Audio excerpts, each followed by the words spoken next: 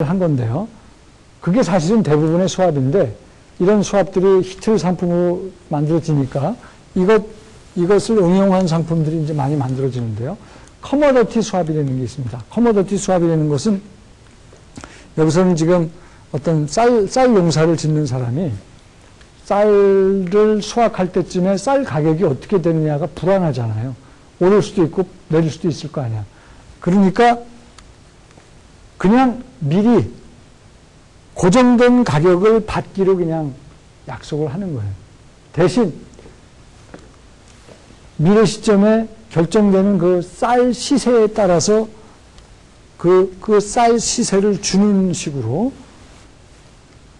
그거를 계속 수합되는 건 한 번만 미래 시점에 거래를 약속하는 게 아니라 시리즈로 미래 시점에 여러 약속을 지금 하는 거 아니에요? 그러니까 뭐 예를 들어서 앞으로 5년 동안 나는 쌀 농사를 짓는 사람인데 쌀 가격이 이렇게 왔다 갔다 하면은 쌀 재배할 때 계획하기도 힘들고 그러니까 뭐 톤당 예를 들어서 뭐 1,000만 원씩 해서 내가 무조건 받겠다. 그리고 실제 그 앞으로 5년 동안 실제 거래되는 그 쌀 시세는 내가 그때 그 쌀 시세 톤당 시세를 내가 너한테 주겠다 하는 식으로 약속을 하는 겁니다. 이런 식의 그 커머디티 수합은 실제 이게 여기서 쌀 예를 들었는데 이게 뭐 석유일 수도 있고 뭐 다른 커머디티일 수도 있습니다. 이런 것들은 실제로 거래가 안 되고 이렇게 넷 페이먼트만 이 각각 거래 당사자들이 거래를 하게 되는데 제일 먼저 거래가 이제 체이스 맨하탄 은행이 80년도 중반에 거래를 시작했어요. 이 커머디티 수합을 조금 응용한 게 에코티 수합입니다. 에코티 내가 포트폴리오 매니저인데 주식을 지금 잔뜩 갖고 있어요. 그럼 주식 수익률이라는 게 이게 뭐 주식 상황에 따라서 좋을 수도 있고 나쁠 수도 있고 그렇잖아요.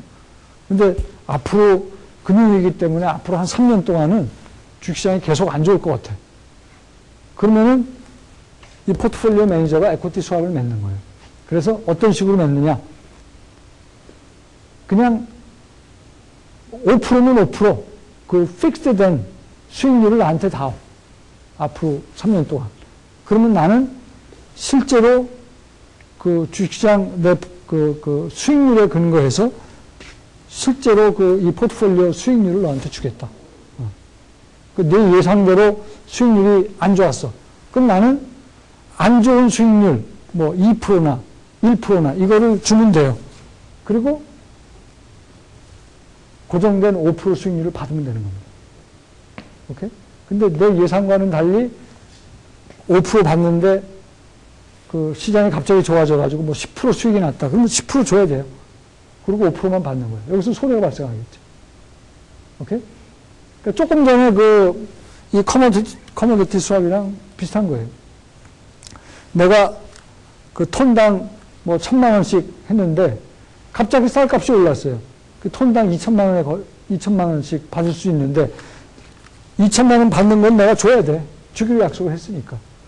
그렇지만 뭐 톤당 쌀값이 폭락해가지고 500만 원으로 떨어졌다. 그렇지만 그때도 나는 톤당 1,000만 원씩 받는 거죠. 500만 원 대신 주고. 이때는 내가 재미 보는 거고. 쌀값이 올랐다? 그러면 톤당 여전히 2천만 원으로 올랐지만 1,000만 원 받고 나는 2천만 원 주고. 그런 손해를 감수하고 일종의 해지를 하는 거죠. 수합을 통해서.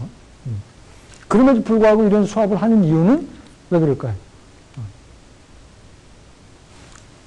이런 어떤 가격의 변동성을 난 줄이고 다른 일에 나는 집중하겠다는 거예요. 그죠? 그게 해지의 또 기본 취지기도 하죠. 에코티 수합은 기본적으로 비슷하다. 그 밖에도 여러 수합이 있을 수가 있어요. 우리 그 금리 수합 얘기하면서 애모타이징 수합 얘기를 했는데 이 인덱스 애모타이징 수합이라는 것은 어떤 기준 그게 이자일 금리일 수도 있고 환율일 수도 있고 어떤 기준이 되는 율이 있어요. 금리라고 합시다. 그거랑 연동이 돼서 원금이 줄었다가 늘었다 하는 겁니다. 연동이 돼서 이게 꼭 줄기만 할 수 있는 게 아니라 줄었다 또 늘어날 수도 있어요. 그런 의미에서 조금 이거는 좀 다른 종류다 해서 여기다 지금 포함을 시켰는데 이거 한번 읽어보시고요. 그 다음에 volatility swap은 변동성을 베팅할 때 쓰는 그 수압인데요. 변동성도 항상 바뀌거든. 그러니까 아예 고정된 변동성을 나한테 다오. 그러면 실제 변동성을 너한테 줄게. 그 변동성을 미래 시점에, 뭐 앞으로 한 5년 동안, 변동성에 대해서 난 신경 쓰고 싶지 않으니까 나한테 고정된 변동성 값을 나한테 주면 실제로 그 계속 바뀌는 변동성은 너한테 줄게. 그래가지고 변동성을 또 남기는 거죠. 그런 식의 거래가 있을 수 있다. 그 다음에 이것 말고도 굉장히 여러 종류의 수압이 있을 수 있는데,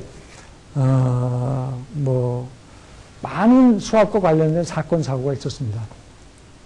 해외에서는 대표적인 게 이제 Bankers Trust라는 그 한때 잘 나가던, 그 투자은행인데, 이것이 이 프록터스 갬블이라는 큰 회사랑 수압 거래를 잘못해서 큰 사고가 한번 났었고, 깁슨이라는 회사랑 또 그게 이제 누적이 돼갖고 결국 이 프록터스 앤 갬블이 뱅커스 트러스트가 망하죠. 그다음에 우리나라에서도 JP 모건이랑 외환위기 때 10여 년 전이죠. SK 증권과 이 수압 거래를 잘못해가지고 그 수압은 이게 이제 신용 크레딧 이 토탈 리턴 수압이라고 해서 수압은 수압인데 오늘 배운 수압이란 조금 종류가 다른 수압입니다. 하여튼 그 수압 거래 때문에 그 서로 막 소송을 하고 SK 증권 입장에서 또 큰 손해가 나는 그런 또 사고도 있었습니다. 그 다음에 이제 수압과 포워드를 잠깐 비교를 하면은요, 수압도 포워드입니다. 미래 시점의 거래를 지금 약속하는 거예요. 근데 아까도 말씀드렸지만 포워드는 일반적으로 미래 시점에 한 번 거래를 지금 약속하는 것에 비해서 수압은 시리즈로 미래 시점에 여러 번 일어나는 거래를 지금 약속한다는 뭐 차이가 있는 거죠. 근데 그럼에도 불구하고 수압도 이게 포워드이기 때문에 이 패키징 포워드라고 했어요. 포워드이기 때문에 포워드가 갖는 성질들을 수압도 다 갖습니다. 예를 들어서 수압도 거래를 할 때 포워드를 계약할 때 그 포워드 계약의 가치가 제로잖아요. 수압도 마찬가지예요. 수압 계약을 할 때 수압 계약의 가치가 제로입니다. 그렇지만 포워드는 어때요? 일일 정산을 안 하기 때문에 포워드 계약의 가치가 만기일까지 양의 값을 갖기도 하고 음의 값을 갖기도 한다고 그랬죠. 수압도 마찬가지입니다. 수압도 이게 양의 값을 갖기도 하고 음의 값을 갖기도 해요. 포워드에서 디폴트 리스크가 항상 있다고 그랬거든요. 수압도 마찬가지로 디폴트 리스크나 크레딧 리스크나 똑같은 겁니다. 상대방이 의무는 있지만 그 의무를 이행하지 않고 배째라 할 수 있는 그런 위험, 디폴트 리스크, 크레딧 리스크는 항상 존재한다. 마찬가지로 수압도 그렇다.